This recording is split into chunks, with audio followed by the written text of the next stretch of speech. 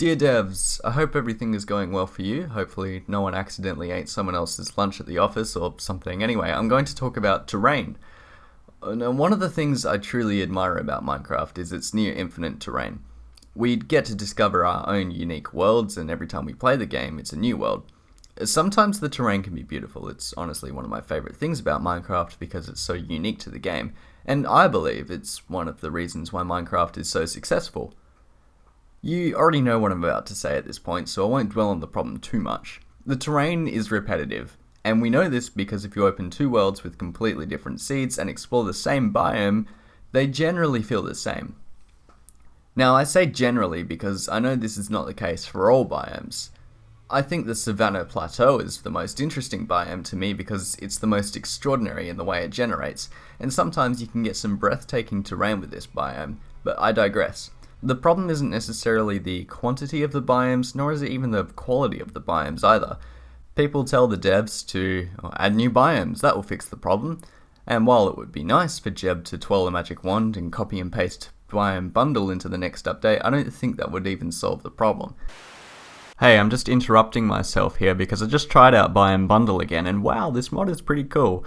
I think I will go back on what I just said. I think that would make quite the difference. Except I doubt this will happen, mainly because of the scale of the mod compared to the design team, but also because it's quite a laggy mod due to the terrain. I'll talk about that later. And here's Jeb's case of Minecraft development. I will let you read that. This was an interview with him, so you can just pause the video if you want. Back to the video. And then there are those who say, make the biomes look nicer by making lakes bigger and rarer, or more types of trees, etc, etc. Now, I do believe those things would improve the game, don't get me wrong, but it still would not solve the problem I'm trying to address. At the end of the day, biomes of the same type would still look the same, but only with a different kind of tree here and there. Okay, Dragon, what is it this time? You know next to nothing about Java, you've never worked in the games industry, and you're an ideological teenager. What insight could you possibly offer? Oh, hello, strawman commenter. Yes, I'm aware that every time I make one of these episodes, I risk spewing nonsense which is impractical or unideal. And I risk sounding like an uninformed and demanding fan, but despite these anxieties I have over presenting possibly horrific ideas to the developers, I'm going to share this idea because I think, to my knowledge, that this is feasible, or at least more feasible than adding 300 biomes anyway. So here's my idea. Every biome should generate with different noise, depth, and height scales. If you don't know what I just said, then I encourage you to make a new world, but before you make the world, go to the world generation settings and go to page 3. You'll notice there are a lot of sliders that you can play with. These sliders change how the world generates. Let's see what happens if I slightly increase the main noise scale in the y-axis.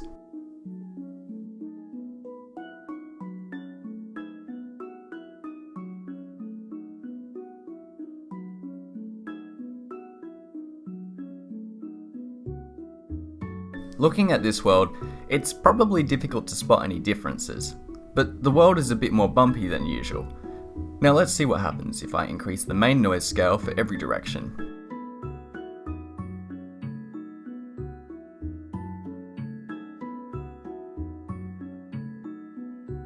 Again, not very noticeable, but hopefully you are starting to see the difference. Let's go a bit crazier now with some depth and noise added.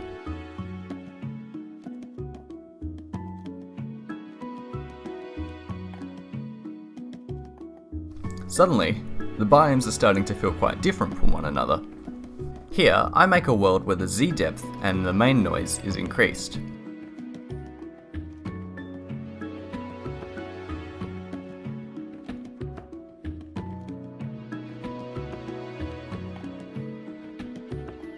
Here, I go crazy with the depth.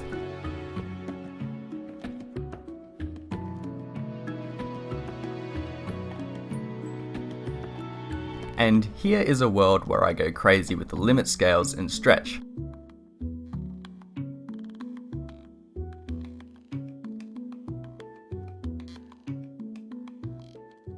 The problem here is the amount of noise and depth I would add to each world is consistent across the entire world rather than just per biome. Here is the next part of my suggestion.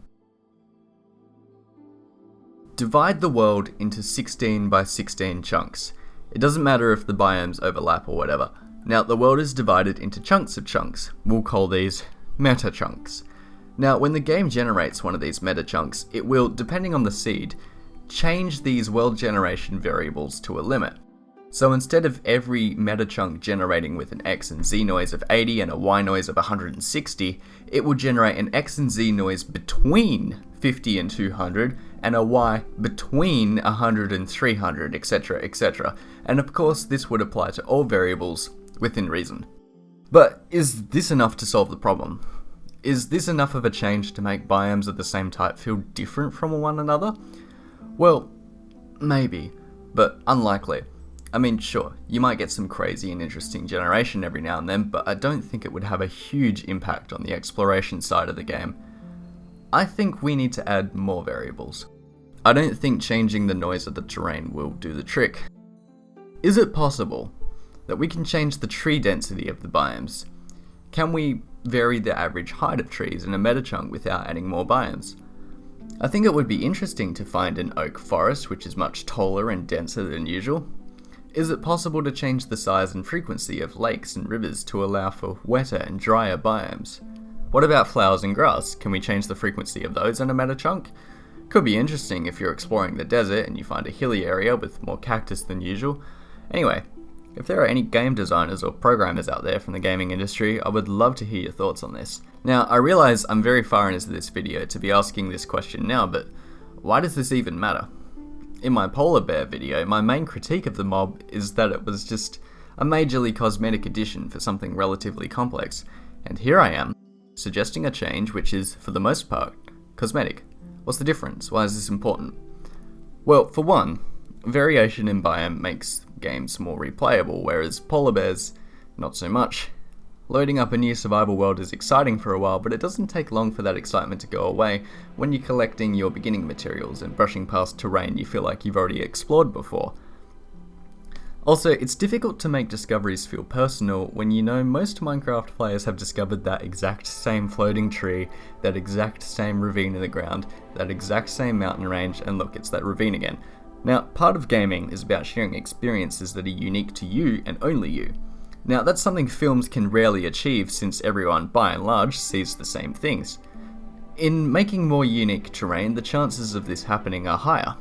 You see a few posts on Reddit about people sharing the cool terrain they discovered, but I think this is rare. Now, I know this is anecdotal, but it's interesting to see that out of the top 200 posts on the Minecraft Reddit, only 10 posts featured Minecraft's random generation.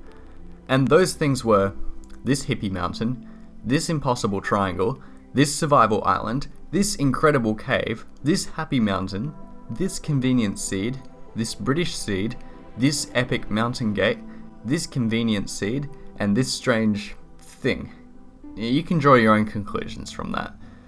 Furthermore, I would like to point out that you often need to travel thousands of blocks away from spawn to find a mansion. If you're not intending on adding more structures to make this journey interesting, then the least that can be done is making the terrain itself interesting. Otherwise, there's very little fun or exploration when it comes to traveling to the mansion, especially when the reward boils down to a consumable item.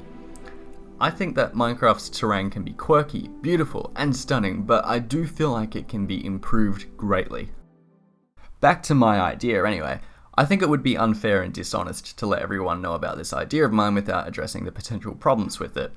First off, it might not even be feasible. I haven't looked at the game code, and I doubt most of the people watching this video have either.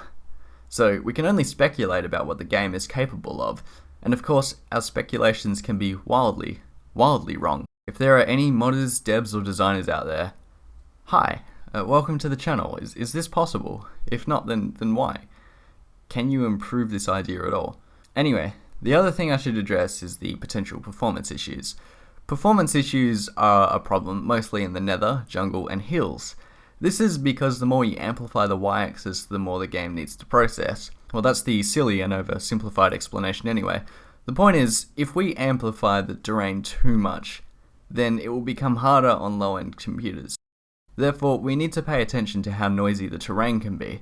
It's not an unsolvable problem, it just requires a lot of number tweaking, which, trust me, I understand how long that takes. The other issue is that this will cause more bugs in the game. The more unpredictable you make something, the more unpredictable it will become. Imagine trying to generate a village in noisy terrain. It will likely mess up somewhere, and there will probably be a lot more nonsense terrain like this occurring too. Maybe this is a bad thing, but I think unique and quirky terrain can be good too, for the same reason I love Skyrim's physics engine. While it would be nice for Jeb to copy and paste mods like Biome Bundle into the game or 10 new types of trees or whatever, I think that would only be a short-term solution to a long-term problem. I think the meta-chunk theory, as pretentious as that name sounds, might be feasible. We already have the tools in the game to change noise and depth in the terrain, so I speculate that it may be possible for this to happen in meta-chunks. About a year ago, someone suggested that we should remove biomes in favour of further randomization, and they even went ahead and made a mod which entertains this idea. I think that while that's a cool idea, removing biomes is a bit too much to ask of the devs. I'm hoping that we can use the tools we currently have to improve the terrain rather than complete rewrites. But remember, I'm not saying this is the solution, I'm just tossing out an idea in the hopes that it would develop and mature into something that could possibly be added to this amazing game. So, to all the designers and programmers out there, what do you think? If this is literally impossible and the dumbest idea that you've ever heard, then I'd like to know why, so I can create a follow-up video explaining to my audience why that's the case. Terrain is important. Let's not underestimate what it means for the game.